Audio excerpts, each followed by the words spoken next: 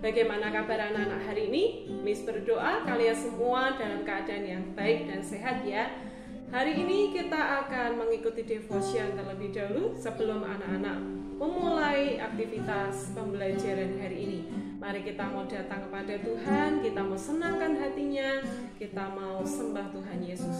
Kita mau nyanyikan sebuah pujian yang mengatakan Tuhan pelihara hidup kita.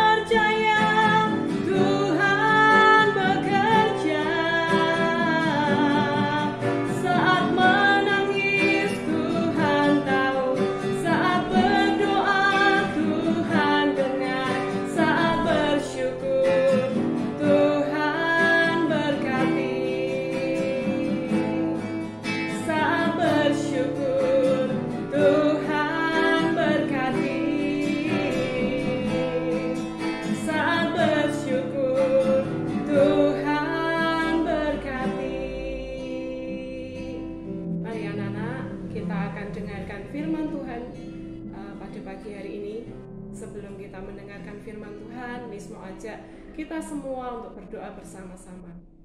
Terima kasih Bapa di surga, terima kasih Tuhan Yesus, terima kasih Roh Kudus. Kami mengucap syukur ya Tuhan untuk pagi hari ini. Saat ini Tuhan kami mau mendengarkan akan firman Tuhan. Biar firman itu menjadi kekuatan buat hidup kami semua Tuhan. Tuhan Yesus, Engkau yang berbicara untuk setiap kami, anak-anak-Mu dan juga guru-guru yang mendengarkan. Tuhan berikan hikmat, berikan pewahyuan, pengertian yang dari Engkau, supaya kami bisa memahami akan kebenaran firman-Mu dan kami bisa melakukannya dalam hidup kami semua. Terima kasih Tuhan Yesus, di dalam nama Tuhan Yesus Kristus kami sambut firman-Mu. Haleluya, amin.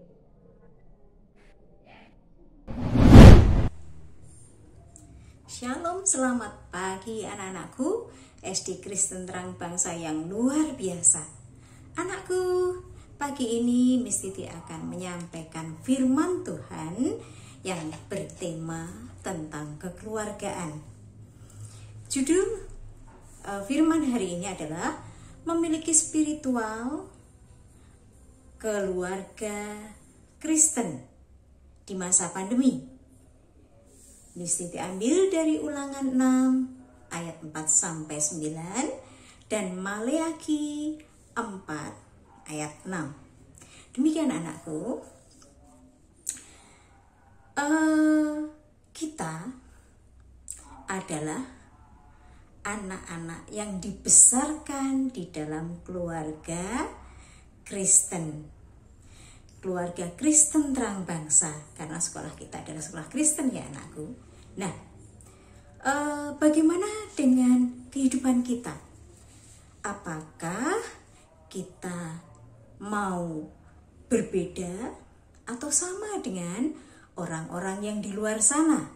Tentu kita memilih yang pertama, bukan?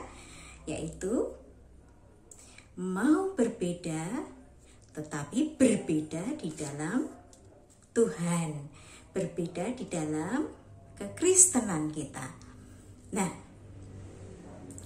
anakku, di masa pandemi ini tanpa terasa hampir 2 tahun ya, kita sudah lewati bersama, kita sudah rasakan bersama, meskipun di dalam melewati masa-masa pandemi itu dengan perasaan takut, sedih, cemas, dan masih banyak lagi perasaan yang tidak nyaman berkecamuk di dalam hati kita. Anakku, namun semua itu dapat kita lewati, dapat kita lalui bersama-sama dengan tentu tidak akan lepas dari tangan Tuhan, tidak akan lepas dari penyertaan Tuhan sendiri, ya bukan? Nah anakku, karena Tuhan sangat mengasihi kita, sangat menyayangi kita, sehingga kita tetap dalam lindungan Tuhan.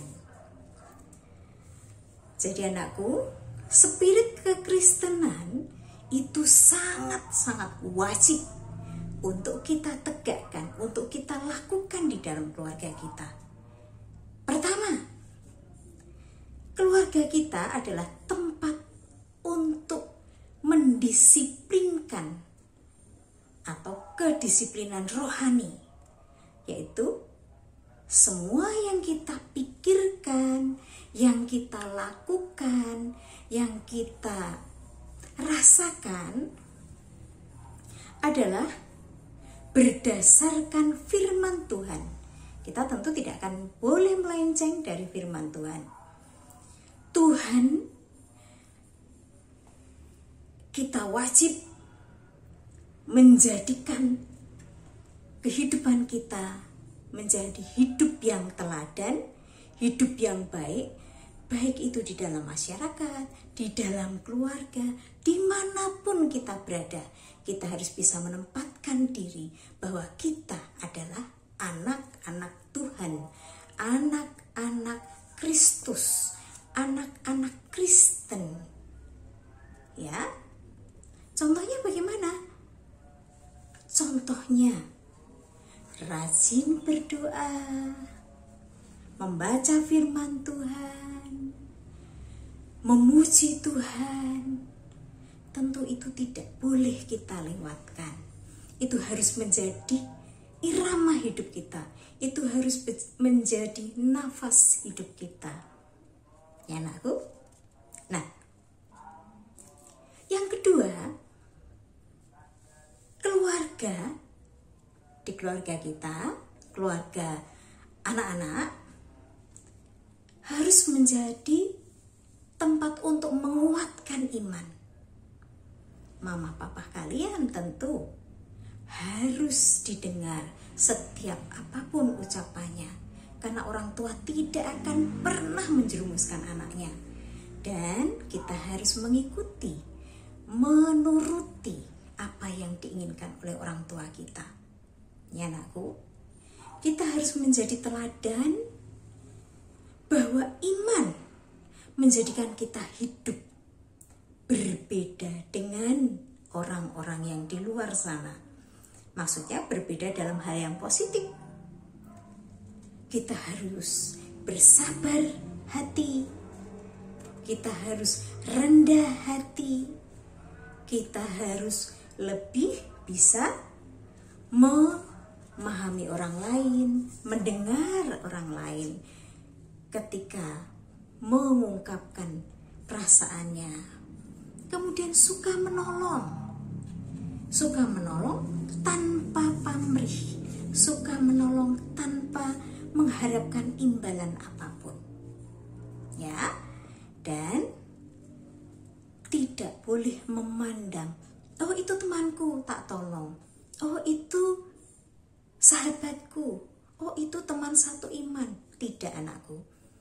Kita harus dapat memberikan contoh menolong orang lain tanpa memandang suku, memandang ras, memandang kelompok. Semuanya harus kita tolong jika dia membutuhkan pertolongan kita, baik itu di rumah, di masyarakat, di gereja, dimanapun kita melihat orang yang membutuhkan pertolongan, wajib kita memberikan pertolongan dengan tulus, ya nak.